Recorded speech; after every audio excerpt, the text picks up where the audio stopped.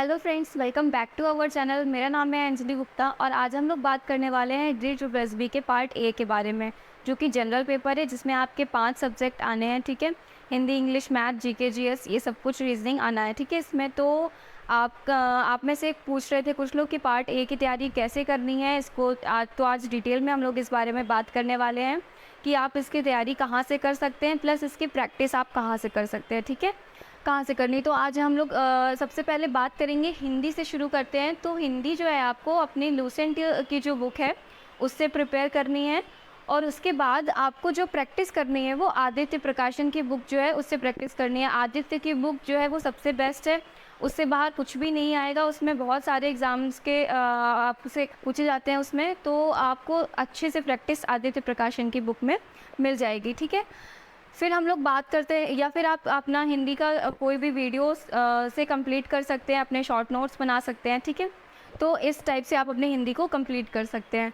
फिर आप सेकंड में देखते हैं मैथ्स की हम लोग बात करते हैं। तो मैथ्स के लिए आपको क्या करना है, अगर आपकी मैथ्स बहुत ज़्यादा वीक है, मतलब अगर आपने इससे पहले कॉम्पिटिटिव एग्ज़ाम्स की तैयारी नहीं की है, तो आपके लिए सबसे पहले 6 टू 8 की जो एनसीईआरटी है आपको इसको कंप्लीट करना चाहिए। 6 टू 10 की जो एनसीईआरटी है इसको कंप्लीट करना चाहिए।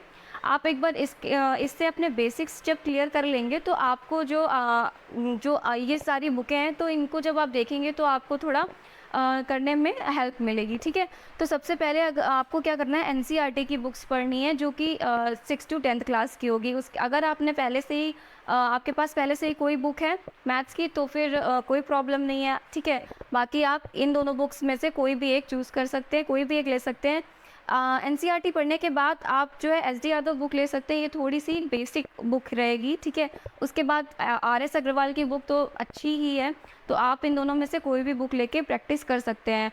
प्लस आपको सबसे ज़्यादा ध्यान रखना है कि आपको क्या चीज़ पढ़नी है और क्या चीज़ नहीं पढ़नी है।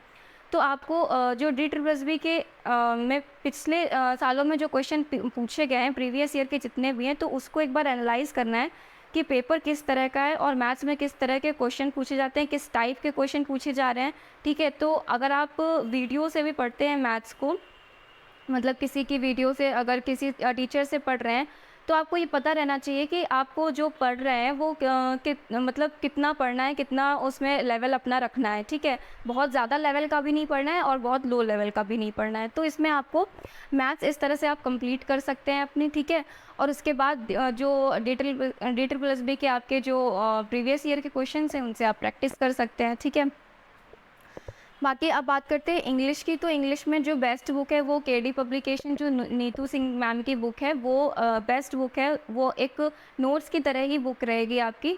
तो आप जो है वो बुक इससे पढ़ाई कर सकते हैं, और उसके बाद प्रैक्टिस के लिए आप एसपी बख्शी की बुक ले सकते हैं प्रैक्टिस के लिए।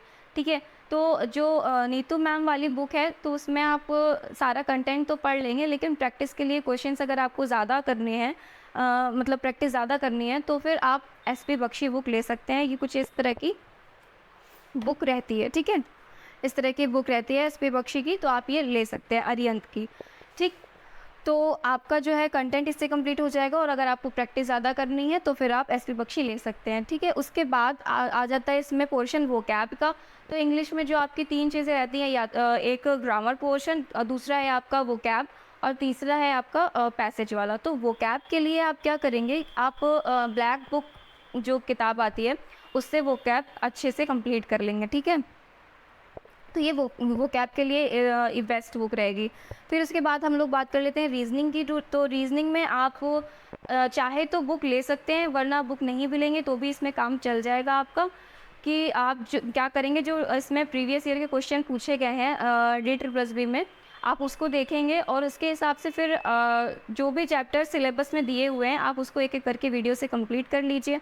ठीक है, उसके बाद आप क्या करेंगे कि जो भी प्रीवियस ईयर है उससे प्रैक्टिस कर सकते हैं, या फिर जो एसएससी के एमटीएस वगैरह में क्वेश्चंस पूछे जाते हैं प्रीवियस ईयर के जो भी क्वेश्चंस हैं उनसे आप प्रैक्टिस कर सकते हैं। ठीक है, तो ये रीजनिंग आपकी इससे कंप्लीट हो जाएगी। या तो आप इन दोनों में से कोई सी एक बुक ले लीजिए, अरिहंत की बुक ले लीजिए, या फिर आर एस अग्रवाल की बुक ले सकते हैं। ठीक, प्रैक्टिस कर सकते हैं। फिर अब बात कर लेते हैं हम लोग जीएस की। तो जीएस की क्या, जीएस को हम लोग लूसेंट से कंप्लीट करेंगे, और उसके प्रैक्टिस के लिए लूसेंट की जो ऑब्जेक्टिव वाली बुक आती है उससे लूसेंट को कंप्लीट करेंगे। ठीक है, बाकी आपको करना क्या है, जो इसमें 3 से 4 क्वेश्चन जो आपके रहेंगे वो करंट अफेयर्स के रहेंगे 20 नंबर में, ठीक है। 20 नंबर के जीएस में आपके 4 से 5 नंबर या 3 से 4 नंबर आपका करंट अफेयर का रहेगा, और इसमें ज्योग्राफी का पोर्शन थोड़ा-सा ज़्यादा पूछा जाता है।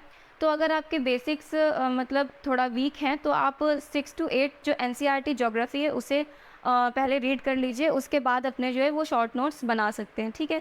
या फिर आप किसी यूट्यूब से यूट्यूब की हेल्प ले सकते हैं और अपने जीएस के लिए शॉर्ट नोट्स प्रिपेयर कर सकते हैं, ठीक। उसके बाद आपको करना क्या है, जो इसमें प्रीवियस ईयर के क्वेश्चंस पूछे गए हैं अभी तक के DSSB में, वो सारे एक बार आपको जो है अच्छे से पढ़ने हैं, क्योंकि क्वेश्चंस इसमें रिपीट भी हो जाते हैं। तो आपको क्या करना है, जो प्रीवियस ईयर के क्वेश्चन हैं उनको एक बार जो है वो अच्छे से सारे पढ़ लेने हैं, ठीक है।